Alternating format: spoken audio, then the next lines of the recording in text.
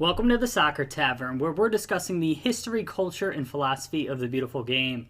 My name is Dave, and in this video we're talking about the Portugal men's national soccer team's history.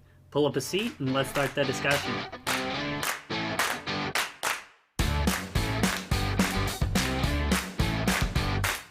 Portugal is a country with a population of about 10.3 million people. It's located on the southwestern edge of Europe on the Atlantic Ocean. Portugal's National Soccer Federation is a part of UEFA, which is the European Confederation in FIFA. Portugal doesn't have a home stadium and plays home matches throughout the country. The Portuguese National Soccer Federation was officially formed on March 31st, 1914 as the União Portuguesa de Futebol, or UPF. It was a merger of the three regional associations that had already been formed in the country.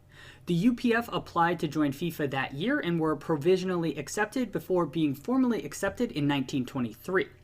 The organization changed its name shortly after to its present name of Federação Portuguesa de Futebol, or FPF. The Portuguese men's national team's nickname is Seleção das Quinas.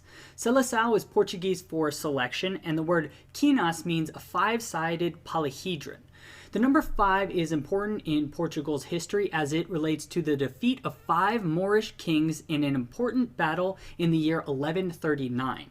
The number 5 is also important as it represents the 5 wounds of Jesus Christ, as legend has it that Jesus appeared before the Portuguese leader before that important battle and guaranteed victory.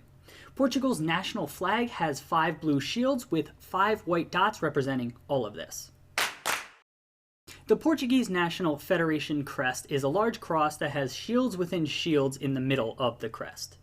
The letters FPF are the official Portuguese acronym for the federation's name.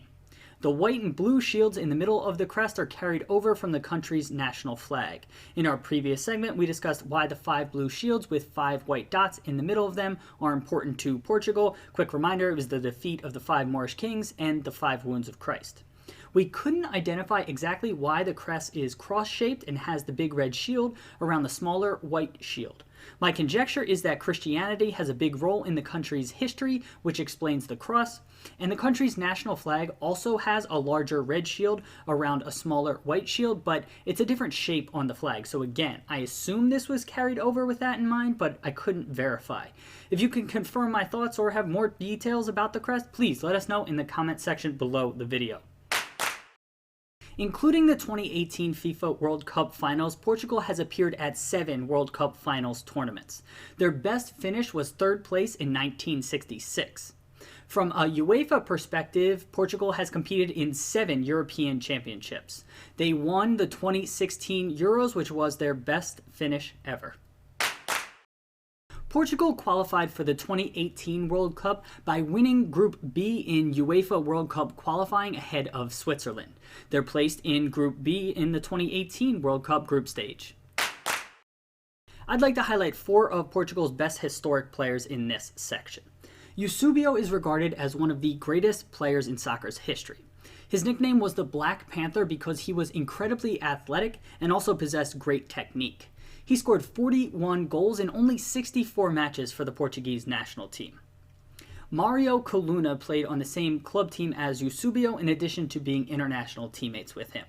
Coluna was captain of both sides, and his leadership alongside Eusebio's incredible talents led Portugal to 3rd place at that 1966 World Cup, which was their best finish ever. Luís Figo is widely considered the 3rd best player in Portugal's history behind Eusebio and Cristiano Ronaldo. Figo scored 32 goals in 127 caps for Portugal. Figo was the leader and best player of Portugal's second golden generation from the 1990s through the early 2000s. And finally, I'd like to mention Rui Costa, who was Figo's teammate for most of that golden generation. He was an attacking midfielder who was incredibly talented and loved by fans throughout his career.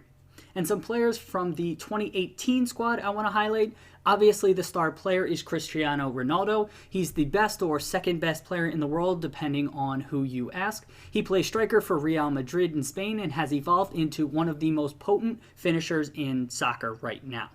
And a breakout player to keep your eye on at the 2018 World Cup is Bernardo Silva, who plays attacking midfield and wing for Manchester City in England. He's a small but incredibly talented player who is very good on the ball. Keep an eye out for him. Portugal's main national rival is Spain. These two countries on the Iberian Peninsula have not always gotten along politically. The most recent war came in the middle of the 18th century when Spain unsuccessfully invaded Portugal. The countries get along politically now, but the undercurrent from these historical conflicts helps fuel this rivalry. They've played 35 times in their history and first met back in 1934 during World Cup qualifying. With the two countries in the same group for the 2018 World Cup, that should add an additional layer to this rivalry. Portugal's record appearance holder is Cristiano Ronaldo with 149 caps at time of recording. He's still an active player and likely to add to that tally. The record goal scorer is also Cristiano Ronaldo with 81 goals at time of recording, and again, he's likely to add to that tally. And one last interesting fact about the Portuguese men's national team, they only qualified for 2 World Cups in the 20th century, the 1966 and 1986 World Cups. So even though we think of Portugal as a world soccer power these days, they have not always been that way. So there you have it, a bit of history on the Portuguese men's national soccer team. If you have anything else to add to this discussion, please let us know in the comment section below the video. Thanks for stopping by the Soccer Tavern. Hope to see you again soon. Cheers!